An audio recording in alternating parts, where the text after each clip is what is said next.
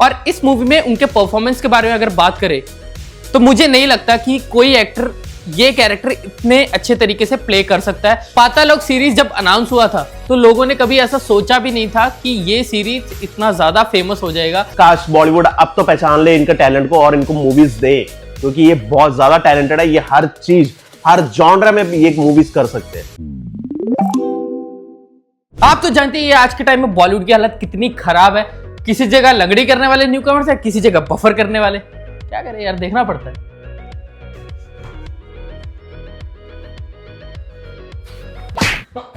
कौन था भाई? खीर पहाड़िया। तो आज हम बात करने वाले हैं उन एक्टर्स के बारे में जो बहुत टाइम से बॉलीवुड में हैं, बट उनको उतना रिकॉग्निशन नहीं मिला। बट क्या बोलते हैं यार, रिकॉग्निशन सारा ये पीआर बेबीज ले जाते हैं, इनको हमेशा साइडलाइन कर दिया जाता है। लेकिन टैलेंट की एक खास बात यही है कि भले ही टाइम लग जाए लेकिन वो कभी ना कभी किसी न किसी के नजर में आ ही जाते हैं, और अगर उन्हें स्टार स्टेटस अचीव करना है तो कर ही लेते हैं। तो आज हम बात करने वाले एक ऐसे एक्टर के बारे में जो हर जॉनरा में अच्छे हैं, बट जब बायोपिक करते हैं तो उसमें फोड़ देते हैं। एक ऐसी एक्ट्रेस के बारे में जिन्होंने अपना debut mister perfectionist Aamir Khan के साथ किया था, लेकिन उन्हें वो रिकॉग्निशन नहीं मिला जितना उनके साथ के कंटेम्प्रेरीज को मिला है। और फिर आते हैं एक ऐसे एक्टर जो पहले छोटे मोटे विलन्स के रोल करते थे, बट आज ऐसे रोल्स करते हैं कि आप कोई और एक्टर को इमेजिन ही नहीं कर सकते उनके रोल में। तो ये सब हम बताएंगे वीडियो में आगे जाकर, तो वीडियो में बने रहिएगा और हमारे चैनल को सब्सक्राइब कर देना। तो आइए वीडियो शुरू करते हैं।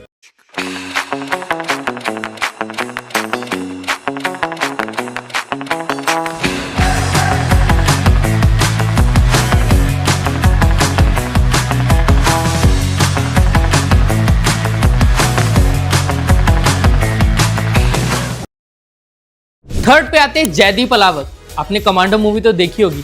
कमांडो मूवी देखने के बाद काफी सारे लोग यही बोल रहे थे कि विद्युत जामवाल ने क्या एक्शन किया है, मतलब किस तरीके से वो एक्शन करते हैं, मजा ही आ गया देख के। सभी लोग विद्युत जामवाल की तारीफ कर रहे थे, लेकिन काफी सारा ऑडियंस ऐसा भी था जिनको उस मूवी का विलन बहुत पसंद आया था, क्योंकि विलन जो था ना वो काफी नेचुरल था और ऐसा नहीं कि बहुत ज्यादा ओवर कर रहा है या कुछ है।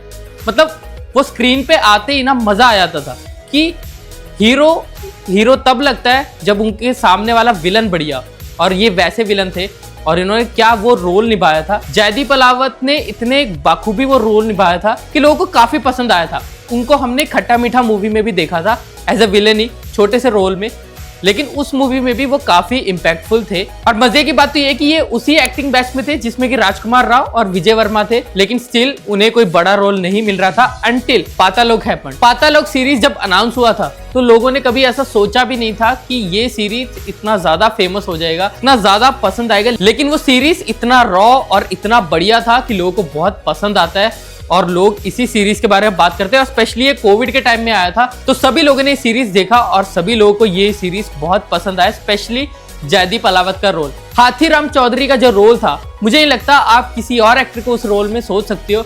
जिस तरीके का हरियाणवी एक्सेंट था, जिस तरीके का बॉडी लैंग्वेज था, आई डोंट थिंक कोई और एक्टर इतने अच्छे तरीके से उस कैरेक्टर को पकड़ सकता है। और अभी रिसेंटली पातालोक का सीजन 2 भी आया है, एंड मैं कहना चाहता हूँ कि वो सीजन 1 से भी ज्यादा खतरनाक है, बहुत ही ज्यादा इंट्रिकेट है और बहुत ही ज्यादा वेल एग्जीक्यूटेड है। जिस तरीके से जयदीप अलावत ने हाथीराम चौधरी का रोल निभाया है, आप साफ बता सकते हो कि कितने अच्छे तरीके से उन्होंने उस कैरेक्टर को स्टडी किया है। क्योंकि जिस तरीके से वो भागते हैं, जिस तरीके से चीजों को हैंडल करते हैं, जो बॉडी लैंग्वेज है, बहुत सही तरीके से वो कैरेक्टर में घुसे हैं और बहुत सही लगता है। और उनका सक्सेस आप इसी चीज से बता सकते हैं कि पातालोक के सीजन 1 में उनको सिर्फ 20 लाख रुपए मिले थे सीजन करने का, लेकिन सीजन 2 उनको 20 करोड़ रुपए मिले। लेकिन एक मजे की बात यह है कि पातालोक सीरीज ने उनके करियर को ही चेंज कर दिया था और वो कई बॉलीवुड मूवीज में हमें दिखे भी, जैसे कि हमें वो दिखते हैं मूवी एन एक्शन हीरो में। उस मूवी में भी वो आयुष्मान के नेक टू नेक होते हैं और उन्हें स्क्रीन में देखने में बहुत मजा आता है, बहुत सही तरीके से वो रोल प्ले करते हैं। पर दुख की बात यह है कि वो मूवी बॉक्स ऑफिस पे फ्लॉप रहती है, लेकिन उनकी एक्टिंग को बहुत ही ज्यादा प्रेज किया जाता है। उसके बाद नेटफ्लिक्स पे एक मूवी आती है जाने जा, जिसमें कि वो एक मैथमेटिशियन का रोल प्ले करते हैं एंड बहुत सही तरीके से प्ले करते हैं। मतलब प्रॉपर लगते हैं कि एक इंट्रोवर्टेड मैथमेटिशियन ऐसा ही होगा। मुझे ऐसा लगता था कि वो सिर्फ हरियाणवी रोल्स बहुत बढ़िया प्ले कर सकते हैं, बाकी रोल्स में शायद उतने खास ना हो, लेकिन उन्होंने मुझे सच में चौंका दिया। और जाने जा मूवी में आपको सच में उस इंसान के लिए एक एम्पैथी भी आती है, और उस मूवी की जान सच बोले तो जयदीप अलावत ही थी। और जिस तरीके की एक्टिंग ये करते हैं, इनका करियर बहुत अच्छा दिख रहा है। भले बॉलीवुड के बड़े बड़े बिग बजट मूवीज में ना दिखे, लेकिन हाँ नेटफ्लिक्स या प्राइम के किसी सीरीज या मूवीज में तो दिखते रहेंगे, क्योंकि ये एज एन एक्टर बहुत अच्छे हैं। सेकंड पे आती है कि ऐसी एक्ट्रेस जिनको देख के ना एक ही चीज लगता है कि यार ये कंप्लीट पैकेज है। जी हाँ, उनको डांस भी आती है, एक्टिंग भी आती है, मतलब जो मर्जी जॉनरा हो, हर जॉनरा की मूवी कर लेती है। जी हाँ, मैं बात कर रहा हूँ सानिया मल्होत्रा की। उन्होंने अपना डेब्यू किया दंगल मूवी से। उनका उस मूवी में रोल चाहे छोटा था, अगर हम कंपेयर करें सना फातिमा शेख के साथ, बट जितना भी रोल था उन्होंने उस रोल को अच्छे से पुल ऑफ किया। लोगों ने उन पर ध्यान दिया और उनके लिए एक तरह से देखो तो एक ड्रीम कम ट्रू भी था, क्योंकि जो 3 बड़े खान है उनमें से एक खान के साथ उनको एक्टिंग करने का मौका मिला, वो भी अपनी डेब्यू मूवी में। बट वो ऐसी एक्ट्रेस नहीं है जैसे कि हमें फर्स्ट मूवी में हमें बहुत बड़ा फेम मिल गया तो अलग अलग जैसे ब्यूटी के साथ ही खेल के मूवीज करें, नहीं, वो ऐसी ऐसी मूवीज करती है जहां पे उनको एक्सपेरिमेंट करने का मौका मिलता है। उनकी बहुत अच्छी परफॉर्मेंस थी पटाखा मूवी में, जो उन्होंने विशाल भारद्वाज के साथ की थी। और आपको पता ही है विशाल भारद्वाज की मूवीज कितनी अच्छी होती हैं, वो ऐसे ही किसी को कास्ट नहीं करते, बट पटाखा मूवी में उनका रोल बहुत अच्छा था। उसके बाद वो एक कॉमेडी मूवी करती हैं जो होता है बधाई हो, ऑपोजिट आयुष्मान के। आयुष्मान के साथ उनकी जो जोड़ी होती है वो लोगों को बहुत पसंद आती है और उस साल की one of the biggest hit भी होती है वो मूवी। स्टार्टिंग स्पोर्ट्स से की, फिर कॉमेडी, बट उसके बाद उन्होंने एक सीरियस मूवी की जो थी फोटोग्राफ, ऑपोजिट नवाजुद्दीन सिद्दीकी। वो चाहे मूवी इतनी बड़ी हिट नहीं थी, लोगों को इतने पता नहीं है, बट अगर आपने वो मूवी नहीं देखी ना तो जरूर देखना, बहुत अच्छी मूवी है। और हाँ, एक और बात कहने वाली है कि ये एक उन चुनिंदा एक्टर्स में से एक है जिनकी कॉमिक टाइमिंग बहुत अच्छी है, जो हमें लूडो मूवी में भी दिखी थी। एक्चुअल में वो एक डार्क कॉमेडी वाली मूवी थी, बट उसमें उनकी कॉमेडी अच्छी थी। फिर उसके बाद वो करते हैं पगलैट, लव हॉस्टल, जवान, कटहल और सैम बहादुर।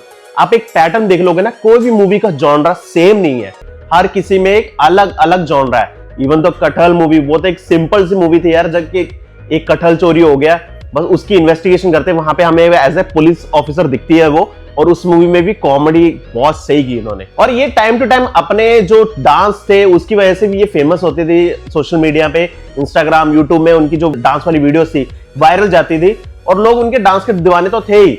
बट इसी साल उनकी एक ऐसी मूवी आई जो उनके लिए एक गेम चेंजर साबित हुई। जी हाँ, मैं बात कर रहा हूँ मिसेस मूवी के बारे में, जो एक्चुअल में एक Malayalam movie great Indian kitchen का ही रीमेक है। लोग कहते हैं कि रीमेक है तो सेम टू सेम सब कुछ होगा तो नहीं देखेंगे, बट हम पर्सनली आपको कहना चाहते हैं कि वो मूवी देखो।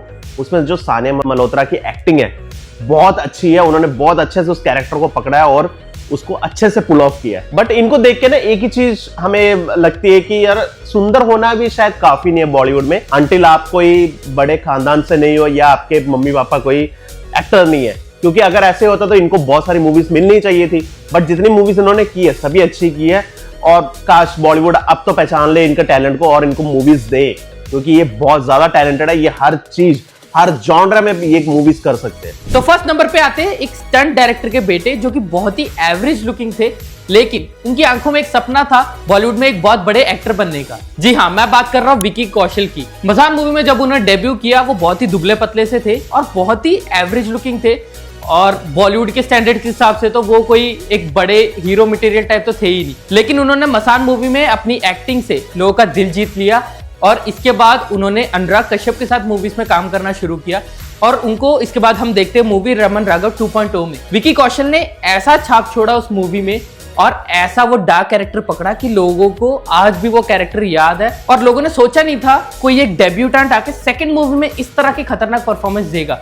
और इसके बाद वो कॉमेडी जॉनर भी ट्राई करते हैं, जैसे कि मन मर्जिया मूवी में उनकी कॉमेडी बहुत अच्छी थी। उनके करियर में एक टर्निंग पॉइंट तब आता है जब उनको राजकुमार हिरानी की मूवी संजू मिलती है। लेकिन विकी कौशल एक सपोर्टिंग कैरेक्टर में होने के बावजूद भी एक छाप छोड़ जाते हैं और लोगों का अटेंशन ग्रैब कर लेते हैं। इतने सारे मूवीज में इतने अच्छे परफॉर्मेंसेस देने के बाद भी वो अपने आप को एक मेन लीड नहीं एस्टैब्लिश कर पाए थे until Uri happened. Uri movie ने उनके करियर को बिल्कुल ही चेंज कर दिया। वो मूवी उस साल की one of the highest grossing movies में से एक थी और उनके एक्टिंग को लोगों ने काफी पसंद किया था और इस मूवी के लिए उन्हें नेशनल अवार्ड तक मिला था। 2021 में एक ऐसी मूवी आती है जो कि अमेज़न प्राइम पे आई थी, जो थी सरदार उद्दम। वो मूवी उनके करियर की one of the finest performances में से एक है, क्योंकि जिस तरह से उन्होंने सरदार उद्दम का रोल प्ले किया था और जो इमोशन उन्होंने पोर्ट्रे किया था, स्पेशली वो जो लास्ट का हाफ एन आवर था, आई डोंट थिंक ज्यादा लोग उस क्लाइमैक्स को सह पाएंगे, क्योंकि वो बहुत ही ज्यादा डिस्टर्बिंग था और मोस्ट ऑफ द लोग एक्चुअली रो पड़े थे।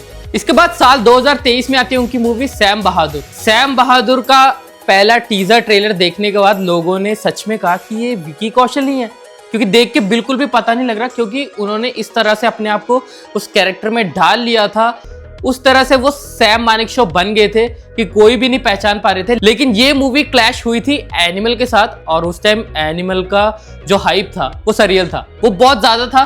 इस वजह से ये मूवी उतना ज्यादा कलेक्शन नहीं कर पाई, लेकिन स्टिल ये बॉक्स ऑफिस पे एक हिट रहती है। वो 2024 में जॉनर स्विच करते टू कॉमेडी और वो लेके आते हैं बैड न्यूज, जो उनके करियर की बिगेस्ट ओपनर रहती है, जो कि है 8 करोड़। लेकिन वो कहते हैं ना, एक टैलेंटेड इंसान काफी देर तक छुपा नहीं रहता। उसी तरीके से विकी कौशल की रिसेंट मूवी छावा, जो कि बेस्ड है छत्रपति संभाजी महाराज पे, वो मूवी ने तो बॉक्स ऑफिस पे तहलका ही मचा दिया, क्योंकि उसके first day collection he 31 to 32 crore के है और अभी तक मूवी ने 120 करोड़ का मार्क टच कर लिया। तो यही से पता लगता है कि विकी कौशल द स्टार आ गए हैं और इनमें इतना पोटेंशियल है कि वो इतने बड़े बड़े ओपनिंग्स ले आ सकते हैं और एक मूवी को अपने दम पे इतना बड़ा हिट करा सकते हैं। और इस मूवी में उनके परफॉर्मेंस के बारे में अगर बात करें तो मुझे नहीं लगता कि कोई एक्टर ये कैरेक्टर इतने अच्छे तरीके से प्ले कर सकता है, क्योंकि जिस तरीके का एंगर और जिस तरीके के इमोशंस पोर्ट्रे करने थे वो विकी कौशल ने काफी बखूबी पोर्ट्रे किया है। और इस मूवी में वो जब भी स्क्रीन पे आते हैं और जब भी फाइट वगैरह करते हैं ना,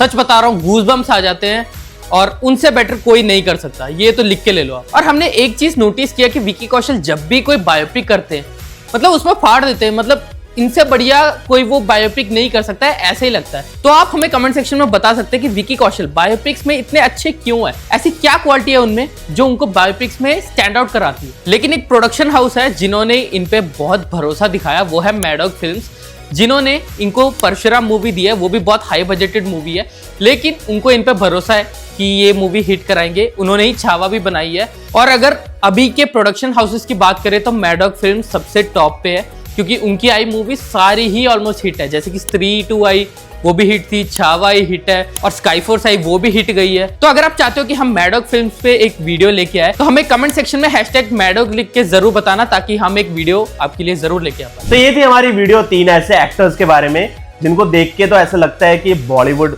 अभी गिरा नहीं है, अभी मतलब इनकी नींव स्ट्रांग है। और इन्हीं की तरह और भी कई एक्टर्स हैं जिनको उतना रिकॉग्निशन नहीं मिला, जैसे कि अविनाश तिवारी जिनको आपने देखा होगा लैला मजनू में, मेहता बॉयज में, और विनीत सिंह जिनको आपने मुक्काबाज मूवी में देखा होगा, गैंग्स ऑफ वासेपुर में देखा होगा। ये कुछ ऐसे एक्टर्स हैं जो कि काफी टाइम से इंडस्ट्री में है, लेकिन उस हिसाब का रिकॉग्निशन नहीं मिल रहा है। और अगर इन पे भी आप वीडियो चाहते हो तो हमें कमेंट सेक्शन में जरूर बताना। तो अगर ये वीडियो आपको पसंद आई है तो लाइक कमेंट शेयर कर देना और हमारे चैनल को सब्सक्राइब कर देना और वो बेल आइकन पक्का दबाना। तो तब तक के लिए